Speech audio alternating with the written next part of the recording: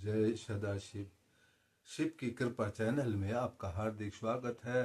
परम पिता परमात्मा सदाशिव की असीम कृपा आप और आपके परिवार पर सदैव बनी रहे, इसी प्रार्थना के साथ आज आप सभी को होली के त्योहार की बहुत बहुत शुभकामनाएं। परम पिता परमात्मा होली के पर्व पर आप सभी की मनोकामनाएं पूरी करें। तो आज इस मौके पर हम होली के त्योहार से जो जुड़ी हुई पुराणों में कही गई कथाएं हैं, मान्यताएं हैं, उनके बारे में चर्चा करेंगे। तो 3 कथाएं पुराणों में बताई गई हैं जो होली का दहन से जुड़ी हुई हैं। आमतौर पर बहुत अधिकांश लोग जो है वो एक ही कथा को जानते हैं जो हिरण्यकश्यप की बहन होलिका और भक्त प्रहलाद से जुड़ी हुई है। लेकिन इसके अलावा 2 कथाएं और हैं। एक शिव पार्वती जो शिव और कामदेव से जुड़ी हुई है, और एक जो राम के वंशज राजा रघु से जुड़ी हुई है। तो पहले सुनते हैं होलिका और भक्त प्रहलाद की कहानी। हिरण्यकश्यप राक्षसों का राजा था। उसको अमरता का वरदान प्राप्त था।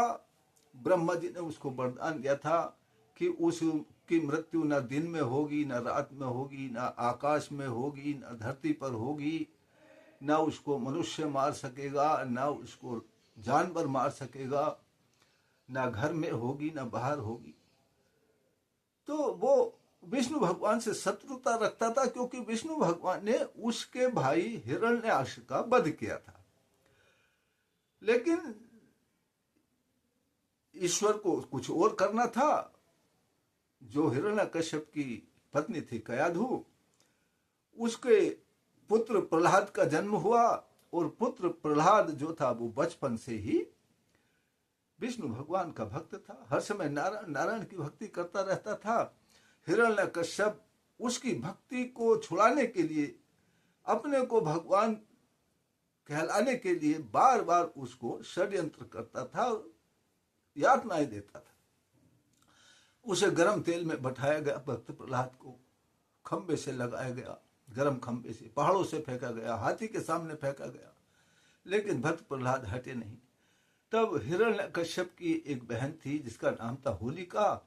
उसको भी ब्रह्मा जी से ये वरदान प्राप्त था कि वो अग्नि में नहीं जलेगी। तब होलिका भक्त प्रहलाद को अपनी गोद में बैठा करके होलिका जलाई गई, और उसमें भक्त प्रहलाद को लेकर उसको बैठाया गया। लेकिन विष्णु भगवान की कृपा, भक्त प्रहलाद बच गए, होलिका जल गई। तब लोगों ने भक्त प्रहलाद के बचने की खुशी में जो है रंगों का त्योहार मनाया। रंग आपस में एक दूसरे को रंग लगाए, नाच गाने किए, नगाड़े बजाए, और इस तरह से ये होली का त्योहार मनाया जाने लगा।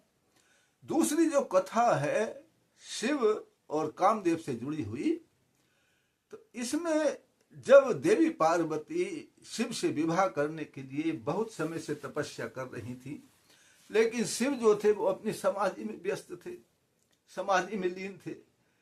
तब इंद्रदेव ने कामदेव को इस कार्य को सौंपा कि तुम शिव जी की समाधि भंग करो, समाधि से जगाओ। तब कामदेव ने बसंत ऋतु जैसा मौसम बनाया, बसंत ऋतु पैदा की, और जो अपना पुष्प बाण चलाया शिव के सीने में, तो शिव जी की समाधि तो टूट गई, लेकिन शिव का क्रोध इतना भयंकर हो गया कि उनकी तीसरी नेत्र से जो अग्नि निकली उससे कामदेव जलकर भस्म हो गए। अब कामदेव की पत्नी रति रोने लगी, विलाप करने लगी। तब उनके विलाप को सुनकर शिव जी ने उनकी विनती पर पुनः कामदेव को जीवित किया। तो तब से कामदेव के भस्म होने से और उनके पुनर्जीवित होने से जो होली का दहन है ये किया जाता है, और रंगों का त्योहार मनाया जाता है, खुशियां मनाई जाती हैं जीवित होने पर। तीसरी जो कथा है वो ये है, जो राम के वंशज थे राजा रघु, उनके राज्य में एक राक्षसी थी। वो बच्चों को बहुत डराया करती थी, बच्चों को सताया करती थी, उठा ले जाया करती थी, मार दिया करती थी। उससे छुटकारा पाने के लिए राजा रघु ने गुरु वशिष्ठ से कोई उपाय पूछा। तो गुरु वशिष्ठ जी ने बताया कि एक दिन सवेरे से ही नगर के जो राज्य के सभी बच्चे हैं वो अपने हाथों में छोटे छोटे डंडे लेकर के नगर से बाहर जाएं। वहां एक बहुत बड़ा फूस इकट्ठा करें, ढेर लगाएं और उसमें अग्नि जलाएं, फिर उसकी अग्नि की परिक्रमा करें, ढोल नगाड़े बजाएं, नाचे गाएं, एक दूसरे को रंग लगाएं, तो इस राक्षसी का वध हो जाएगा, ये यहाँ से भाग जाएगी। तो ऐसा ही किया गया, तब राक्षसी से छुटकारा मिला। तो ये 3 पौराणिक कथाएं हैं। एक वैज्ञानिक कारण भी हो सकता है जो मैं समझता हूँ कि इस समय जो ऋतु परिवर्तन होता है तो लोगों के शरीर में, हमारे शरीर में वात पित्त कफ का असंतुलन होने का खतरा रहता है, जिससे रोग चलते हैं। तो इस संतुलन को बनाने के लिए वात पित्त कफ के अग्नि में तपाना, अग्नि तापना और ठंडे जल में स्नान करना जो बताया गया है होली के माध्यम से, उससे रोगों से छुटकारा मिलता है। तो ये थी 3 पौराणिक कथाएं।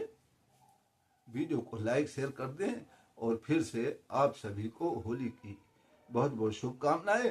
परम पिता परमात्मा सदा शिव की असीम कृपा हम सभी पर बनी रहे, इसी प्रार्थना के साथ फिर मिलते हैं अगली वीडियो में। तब तक के लिए जय सदाशिव।